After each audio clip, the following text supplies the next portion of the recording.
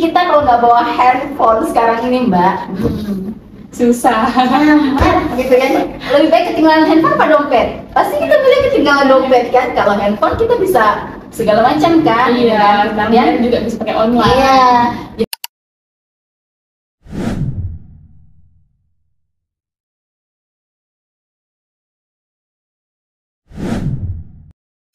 Assalamualaikum warahmatullahi wabarakatuh. Halo teman-teman, hari ini kita kembali lagi di Podes, Podcast Ekonomi Syariah. Kali ini kita bersama dengan dosen sekaligus Kaprodi Ekonomi Syariah, yaitu Bu Syamratul Nurjana, SEI MSI. Hai semuanya. Nah, di podcast kali ini kita mengangkat tema tentang ekonomi mikro digital, yang dimana dampak teknologi pada pasar dan konsumen. Seru sekali tema kita kali ini ya. Mungkin kita bisa mengetahui ekonomi mikro digital ini dari pemateri kita kali ini. Langsung saja kita tanya-tanya ya tentang ekonomi mikro digital ini bersama Ibu Syamratul Nurjana. Bagaimana teknologi digital telah mengubah cara konsumen berinteraksi dengan pasar? Yang pertama, teknologi itu kan pasti membawa banyak perubahannya, apalagi di era sekarang. Masyarakat itu kan memang senantiasa tergantung kepada teknologi gitu kan, dari smartphone, dari segala macam. Nah, apa manfaat yang didapatkan dengan adanya ekonomi mikro yang berbasis digital tadi? Yang pertama adalah akses informasi yang lebih mudah dan cepat. Mengapa bisa begitu? Karena dari layar handphone tadi, dari alat smartphone yang kita punya, kita bisa melihat bagaimana perbandingan produk yang ada di pasar online tadi gitu kan. Misalnya kayak konsumen itu bisa membandingkan harga, kemudian bisa membandingkan fitur, kemudian juga pembeli atau konsumen itu dia bisa melihat ulasan dari pembeli lain mengenai produk yang ada di platform tersebut. Contohnya di mana tuh, misalnya tuh testimoni yang ada di jejak di etalase mereka. Yang pertama, yang kedua, akses tentang pengetahuan produk. Nah, akses pengetahuan produk ini membuat konsumen itu lebih memungkinkan untuk menerima lebih banyak informasi sebelum mereka membeli. Kan kalau kita mau membeli itu biasanya kita banding-bandingkan dulu tuh etalase yang satu, dari toko online yang satu ke toko online yang lain gitu kan. Kita lihat-lihat lagi ininya, bagaimana kecocokan harganya, barangnya gitu kan, melihat dari testimoninya gitu kan, sehingga itu akan muncul transparansi pasar gitu. Jadi informasi tentang pasar, kemudian tren dan perilaku konsumen lainnya itu dapat diakses secara real time gitu ya. Kemudian kan karena tadi itu Mbak, sekarang semua sudah lewat online, akhirnya kan terjadi pergeseran nih dari offline ke online, sehingga ketika ada pedagang yang atau produsen atau distributor yang dia tidak memanfaatkan teknologi tadi, itu bisa dipastikan mereka akan ketinggalan gitu. Jadi bisa jadi barang-barangnya akan lebih susah laku. Makanya sekarang tidak heran dia punya toko baju, tapi dia juga buka layanan online. Itu untuk mempermudah bagi mereka yang sudah tidak lagi berminat untuk membeli secara manual atau offline, dia bergeser ke online. Kemudian juga interaksinya lebih langsung kan, karena di sana tuh bisa tanya jawab gitu kan di live-nya. Belum lagi promo-promo yang diberikan pada waktu live itu kan juga mempengaruhi. Juga ada namanya ini juga untuk pemberdayaan konsumen. Jadi konsumen juga punya hak untuk dia memberikan rating kepada satu produk, apakah rating dari produk yang sudah dibeli ini bagus atau tidak. Nah, ini juga akan mempengaruhi tingkat penjualan dari satu produk tersebut. Itu Mbak Udi. Oke, berarti teknologi untuk pemasaran online itu sangat-sangat berpengaruh ya? Pastinya. Mungkin kita lanjut lagi. Apa saja contoh nyata dampak teknologi digital pada penawaran dan permintaan produk? Baik. Jadi pengaruhnya Mbak terhadap dampak pada penawar, misalnya adanya peningkatan efisiensi produksi. Misalnya kan kalau sekarang tuh bagi para penjual itu dia misalnya ada menyediakan sistem otomatisasi di mana mereka tuh udah pakai mesin cerdas atau robot lah misalnya, atau apa yang lebih sederhana yang sifatnya dia praktis gitu kan. Dia jadi tahu misalnya ini ada yang membeli sekian, kemudian nanti dikemas, dia bisa tahu alamatnya dalam waktu singkat.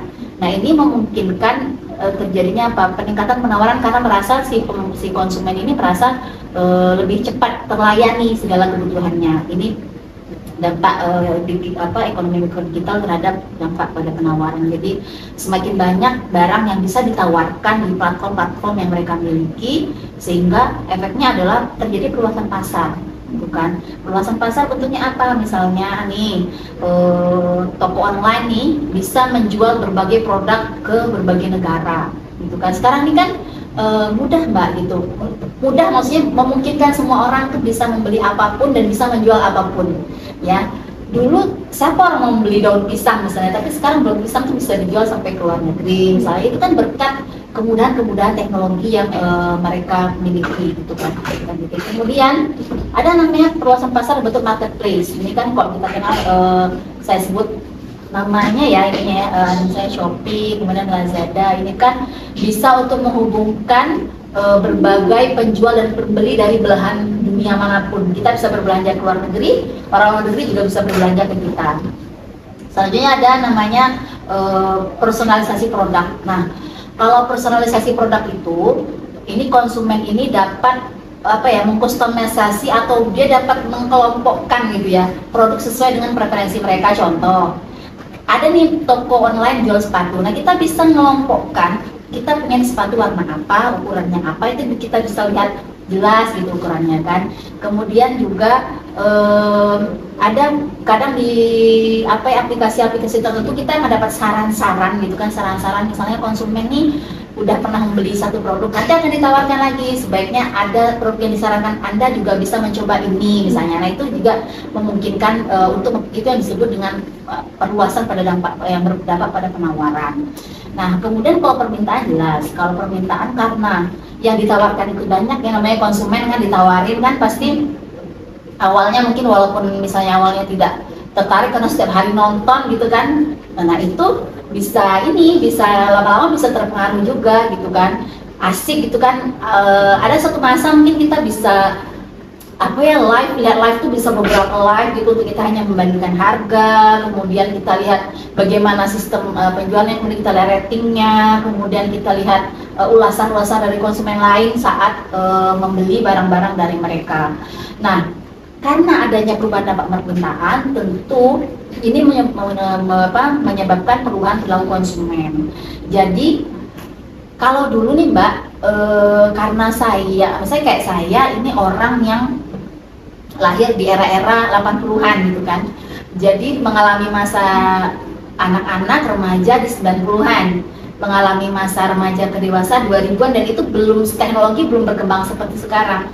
Itu saya masih bisa misalnya menahan hawa nafsu untuk bisa membeli satu barang gitu kan, tapi dengan pola perubahan di era digital ini, di era saya yang hidup di era sekarang gitu kan, itu bisa menyebabkan perubahan perilaku konsumsi yang saya punya gitu kan. Jadi yang misalnya tadi yang nggak suka belanja jadi impulsif buying gitu. Jadi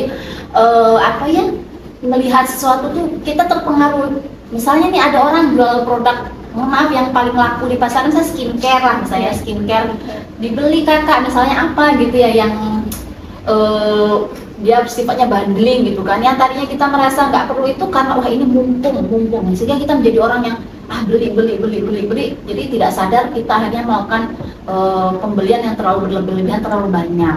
Kemudian juga itu ada juga misalnya ada peningkatan permintaan produk baru. Nah ini mungkin ada sisi positif ya, jadi karena misalnya banyak hal yang berkembang kan, sehingga ada terjadi inovasi produk. Kemudian inovasi produk ini misalnya apa? Misalnya kayak smartphone ini kan sekarang ini macam-macam ya fitur yang ditawarkan nih, bentuk modelnya gitu kan, sehingga orang-orang bahkan mungkin anak-anak yang masih usia sekolah pun tertarik untuk menjadi bagian dari membeli itu, jadi konsumen di smartphone tadi gitu kan. Kemudian juga munculnya produk digital misalnya kayak aplikasi, ada game, kemudian ada e-book juga bisa menciptakan pasar baru di situ.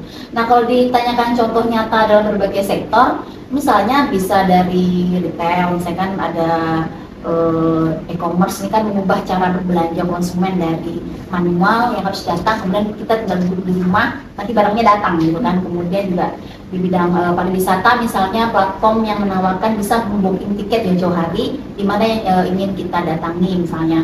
Kemudian dari segi pendidikannya lebih luas nih, mungkin Mbak Audi dan teman-teman juga merasakan bisa ada learning. Dulunya misalnya ada apa tuh, dulu banyak ya ininya, tapi sekarang yang bergabung sih learning dan lain sebagainya. Kita bisa belajar lewat Zoom gitu kan, atau ya ruang-ruang diskusi yang memungkinkan mahasiswa untuk terus belajar kan. Itu dari segi pendidikan.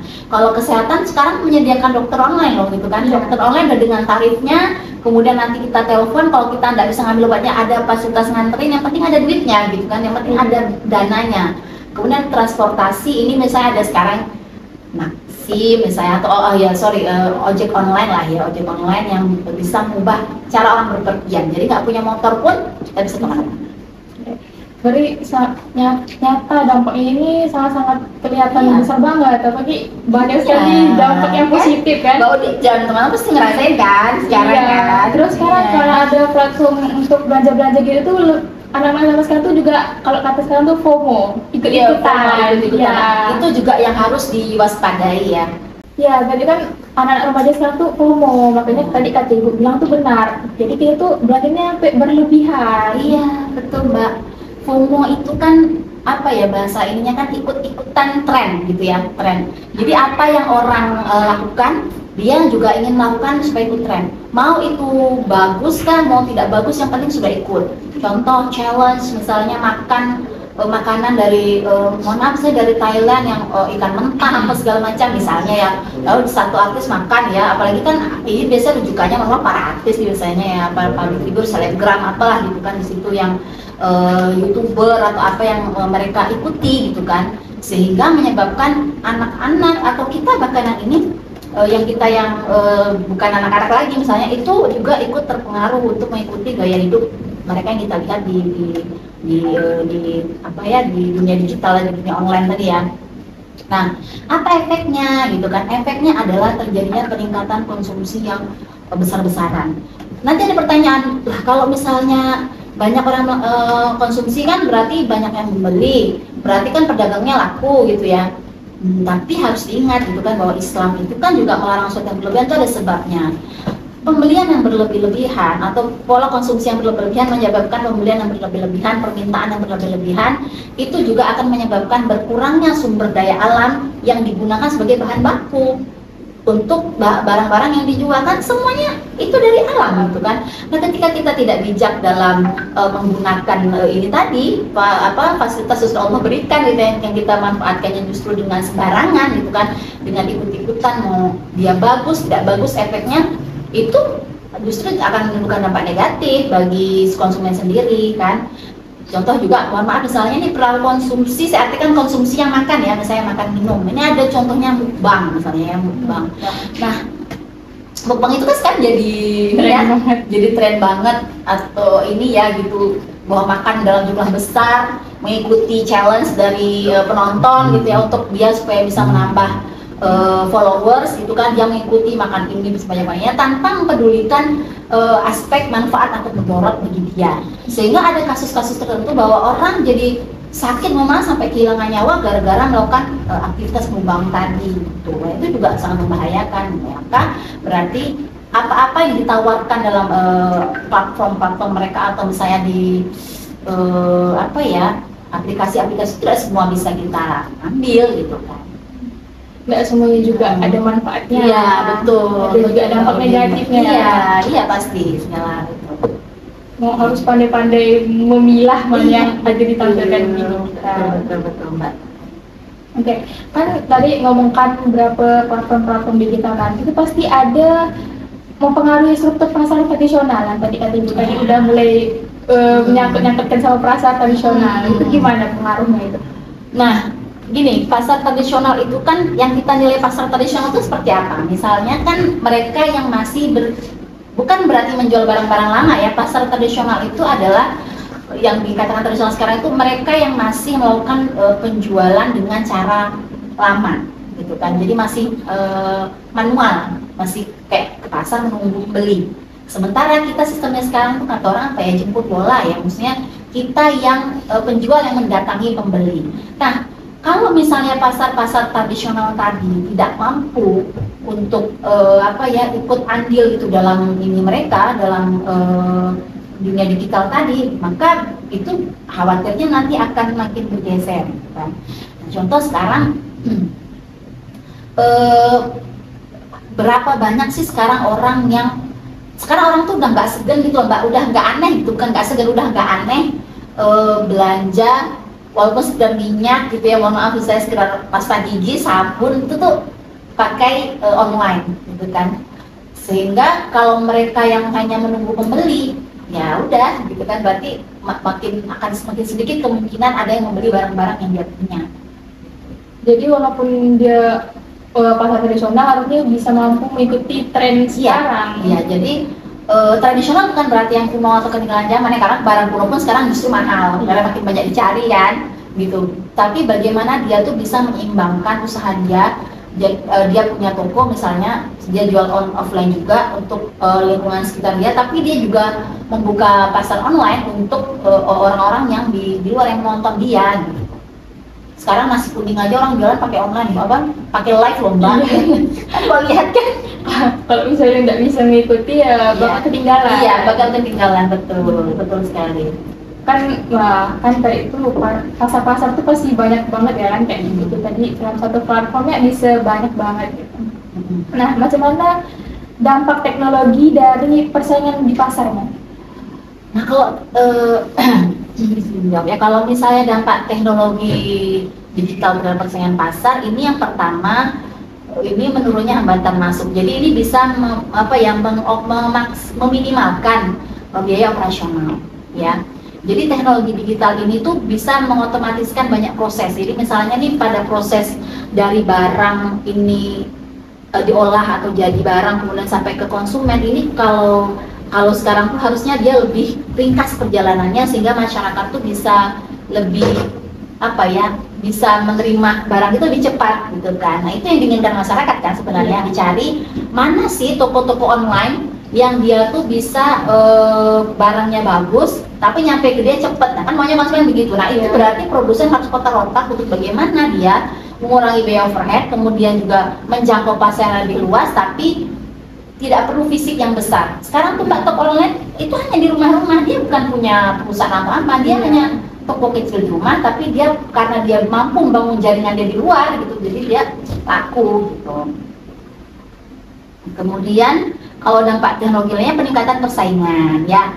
Jadi karena semakin mudah nih orang untuk bikin toko-toko ala dia yang online sifatnya itu, jadi makin banyak persaingan. Nah, efeknya adalah kadang ada satu yang penontonnya banyak gitu ya, karena mungkin dia pintar dalam menyampaikan, atau misalnya penjualnya cantik misalnya, atau barang yang dijual itu murah dan menarik dan memang banyak disukai. Kayak saya siapa sih yang gak suka tas misalnya, sepatu kan, tapi sedikit misalnya orang yang menyukai barang-barang yang kayak apa sih yang barang yang kurang laku lah di pasaran, itu nanti akan kelihatan tuh di situ. Jadi makin banyak pemain yang ada di pasar justru makin menyebabkan banyak persaingan kan. Nah, kemudian juga persaingan harga. Jadi masing-masing tuh mulai memberikan diskon gitu kan. Kalau beli secara live di sini nanti harganya sekian lebih rendah gitu kan. Kemudian ada persaingan inovasi. Jadi perusahaan itu memang harus terus berinovasi untuk tetap relevan dan menarik pelanggan. Ya, itu sih. Memang harus ada ide-ide baru dalam. Iya. Nah, satu lagi nih, karena adanya ini perubahan perilaku dari penjual tadi, maka juga menyebabkan perilaku perubahan dari konsumen. Jadi konsumen itu terbiasa dengan ekspektasi barang yang tinggi. Iya. Jadi ketika dia tidak mendapatkan barang yang dia inginkan gitu kan, yang sesuai dengan apa yang diinginkan penjual, habis itu dia langsung kasih rating, dia bisa umumkan bahwa ini penjualnya tidak bagus apa. Jadi lebih menantang, lebih harus lebih teliti dari penjualnya. Kemudian juga tadi itu karena segala sesuatu lebih mudah diakses, ya harus memang dari penjualnya yang harus memang mengemas produk atau produknya dengan sangat baik gitu. Berarti bukan cuma ada perubahan di produsen, tapi juga ada perubahan di konsumen. Iya betul, pastinya karena produsen tanpa konsumen nggak bisa kan. Jadi perubahan konsumennya ya dulu seharusnya mereka kayak datang tanpa ekspektasi gitu kan. Iya. Sekarang malahan ekspektasinya jauh lebih tinggi. Betul. Jadi kalau nggak sesuai ekspektasi nggak akan di ini gitu kan. Nah, kalau misalnya untuk tantangan dan risiko, kalau misalnya kita menggunakan ekonomi digital seperti ini, apa tantangan dan risiko bagi produsen dan konsumen itu? Kalau bagi konsumen pasti keamanan data, ya Mbak ya. Bukan sekali dua kali ini terjadi kasus pencurian data dari orang gitu. Kita nggak kenal nih orang bisa ngubungin kita. Iya. Seolah kita mesen barang misalnya atau apa dengan modus-modus tertentu. Jadi penipuan makin marak. Karena apa? Karena ternyata dapat datanya dari mana? Dari data kita ketika membeli barang secara online. Gitu ya. Itu sering kita alami itu. Kok tiba-tiba nanti ada orang nawarkan ini dari mana gitu kan. Kemudian kualitas produk. Sulitnya kualitas produknya ya yang di layar kan yang cantik, yang cakep, yang ini kan ya kan. Tapi ternyata ketika datang nggak sesuai kan. Ya udah nanti kasih rating kan tuh. Tapi kan itu udah merugikan konsumen, ya kan? Gitu. Kemudian kita jadi ketergantungan pada teknologi. Ini kita kalau nggak bawa handphone sekarang ini Mbak, susah. Gitu kan.